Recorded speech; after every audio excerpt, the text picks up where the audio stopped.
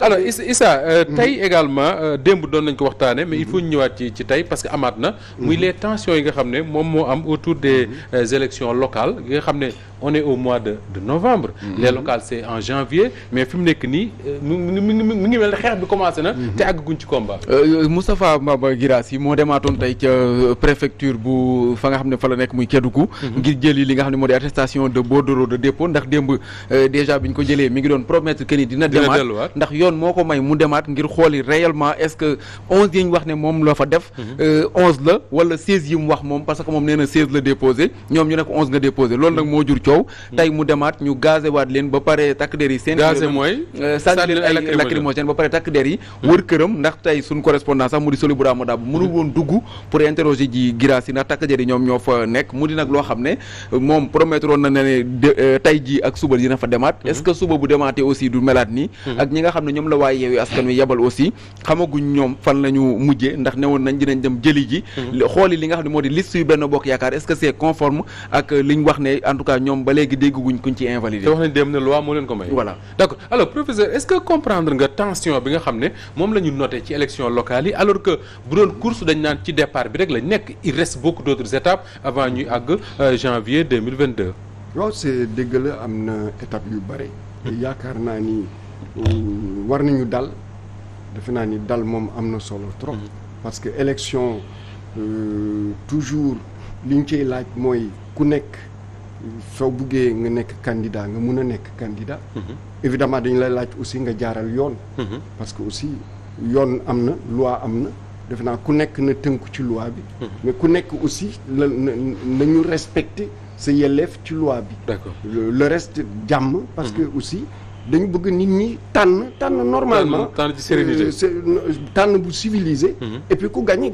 d'accord alors bu tension yi amee c'est parce que ñu bari également dañuy accuser l'administration territoriale ne rôle bi ñu war a jouer wuñ ko est-ce que comprendre nga rejet wu liste yu bari yi alors amu ci un seul cas qui concerne par exemple Benno Bokk Yaakaar. man li ma mën a wax mooy liste yi nga xam ne géré naa ko. ak fi ma géré ay liste parce que j'ai géré des listes au niveau de Saint-Louis. Oui.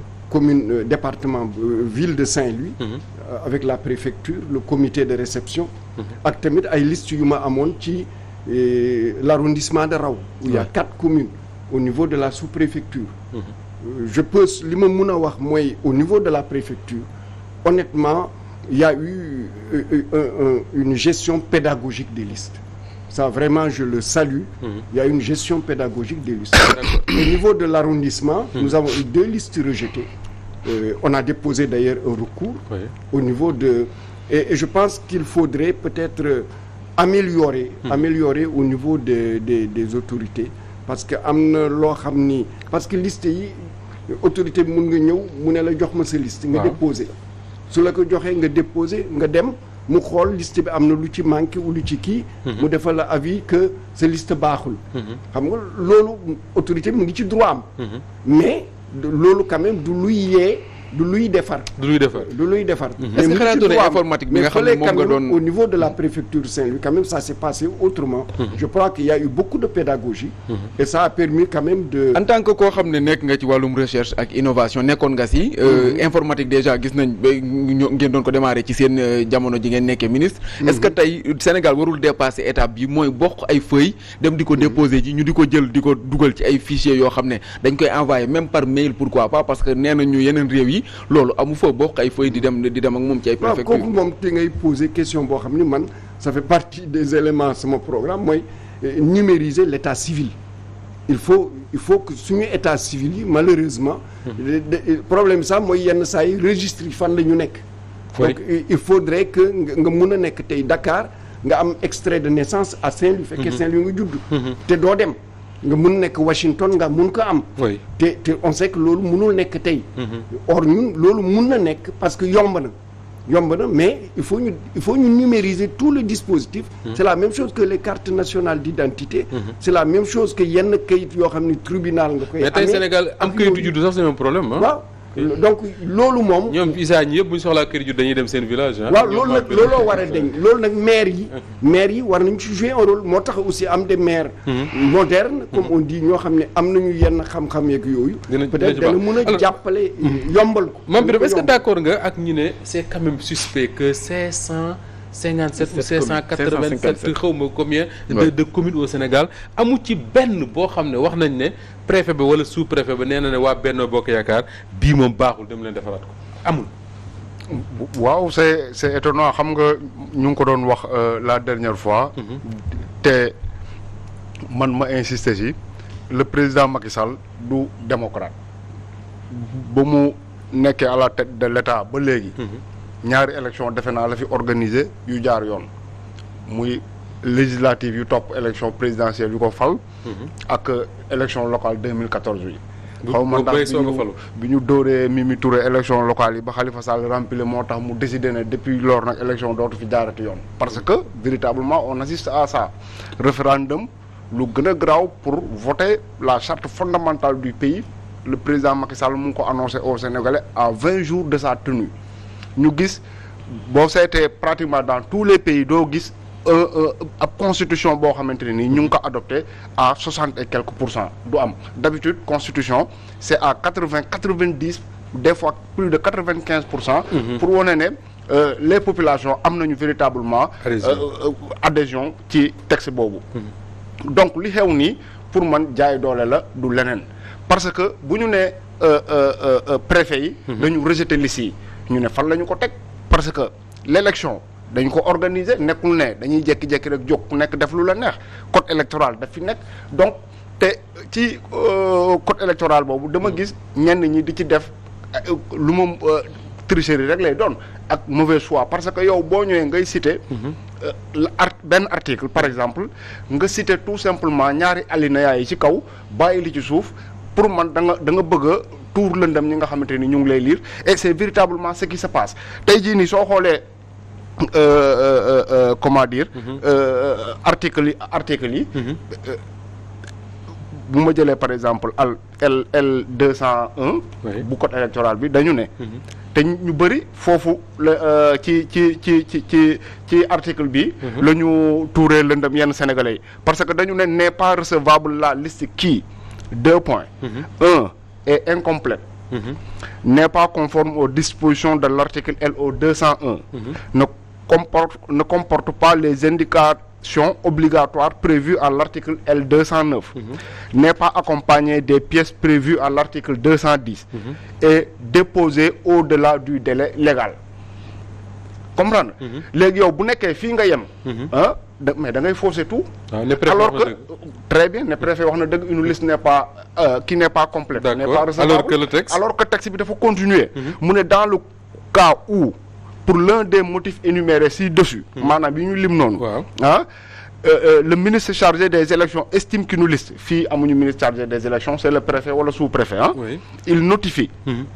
il notifie sa décision motivée au mandataire de la liste dans les 3 jours suivant l'enregistrement du dépôt matériel des dossiers de candidature maanaam boo ko déposé bu nekkee am na si loo xamante nii dafa jaarul yoon préfet bi dafa la war a jox délai de 3 jours pour que nga régulariser loolu mais le plus grave rapidement waaw le plus grave mu ne la commission procède à l'analyse des dossiers dans les 48 heures le remplacement de candidats inéligibles sans préjudice de l'ordre d'investiture et la substitution des pièces périmées ou comportant des erreurs matérielles sont, le cas échéant, immédiatement notifiés au mandataire de la liste concernée. Celui-ci dispose de 3 jours pour y remédier.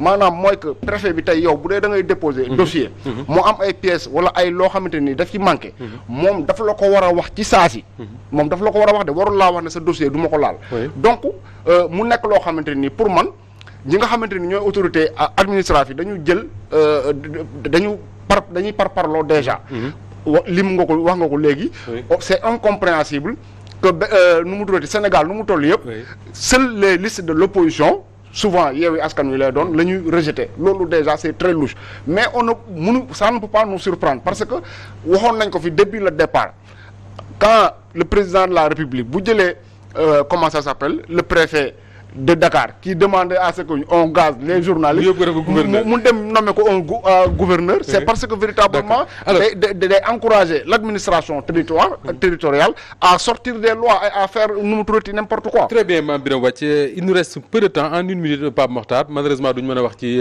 passeport yi ñu bari dañuy jàpp ne dëgg la lim Wathie wax ci comportement suspect wu yenn préfet wala sous-préfet am nañu jàpp également que ni dañu bari ay préfet ki sous-préfet yoo xam ne xamuñu ñoom lan la leen yoon may ak la leen mayul. non je pense pas parce que ñoom ñëpp aussi am na ñu xam ne nee na ay instituteurs lañ ou je ne sais quoi ñu jël teg foofu.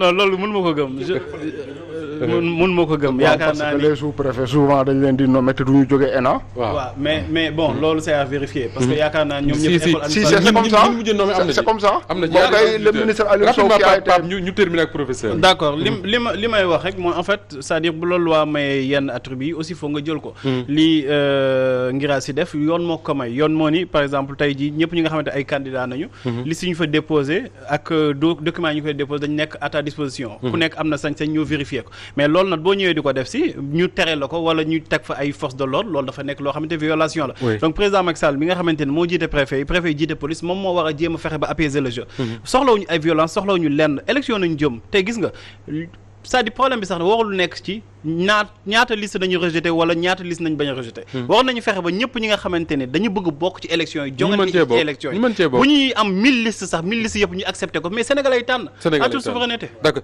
tànn en toute souveraineté c'est important professeur tey jii diggante temps bi ñu séparé novembre ak janvier qu'est-ce qu'il faut faire l'autorité lan la war a def pour que ñu dem ci élection yoo xam comme ni nga ko waxee sànq waa Ndar ak waa Louga ak waa Xombal ak waa Diourbel ku ci nekk di nga mën a tànn maire ba la gënal ci jàmm ak salaam. waaw defe naa ni peut-être nga may ma rek ma wax benn ñaari mbir. rapidement ci li wàcc wax. xam nga référendum na nga seet taarixu réew moo xam ni mun naa wax jege nañ muy France. bare na référendum yoo xam ni ay 51% la jàll. donc référendum. constitution. oui. absolument déedéet assemblée la ñuy laaj. non temps. constitution député France constitution France soo amee 50% rek mu jàll. non constitution France mosul jàll 50%. je suis désolé je suis moi aussi je suis désolé. on vérifie après. il faut vérifier il faut vérifier. allez-y il faut vérifier dégg nga donc loolu dama ko wuloon rétablir ba pare. beneen bi moo di man li ma xalaat mooy déposer ay liste dafa am yelleef wareefu ku nekk. kiy déposé waree fa moom it mooy seet ndax listam jaar na yoon. loolu ci la bokk. parce que mënuñu wax rek nga déposé fekk sa liste jaarul yoon. man dama gis ni liggéey bu mag la ñu def déposé li fa dafa metti on a mis presque 15 jours. pour defar suñu liste yi. pour vérifier ce que ça fait pour ñu war a dem ci commune Sénégal yëpp. waaw dama ni defar liste dafa jafe. parce que wareef la aussi que nga defar liste bu jaar yoon. kooku aussi dañ ko war a wax. beneen bi moo di ni ma ko waxee am na ay préfet ou sous-préfet. yoo xam ni ils ont été assez pédagogues pour que nit ñi suñu ñëwee. ñu xool liste bi sa liste bi kat am lii manqué na ci. kiyal wala sa liste bi kat lii ëpp na ci. et ça a permis de régler beaucoup de choses. defe naa ni côté boobu la ñu war a insister. pour que képp ku mun a nekk candidat. parce que man je dis toujours plus il y a de candidats mieux c'est parce que ça permet à l'électeur mu mun a tànn man côté boobu je suis tout à fait mais ku nekk na def nag sa liggéey. d'accord loolu aussi da ci war. d'accord très bien professeur Mary Teuw Niane ancien ministre de l'enseignement supérieur candidat à la mairie de Saint-Louis moo nekkoon suñu gan tey ci l'édition du soir ñu ngi gërëm bu baax a baax di gërëm oui c'est fini di gërëm Issa Tine Pape Mokhtar ak Mame Birame Wathie ñi ngi gërëm également caméraman yi ñu doon gunge ak toute l'équipe de la régie mbokk yi jërë ngeen jëf bu suba ak jàmm ñu dajewaat ci beneen édition du soir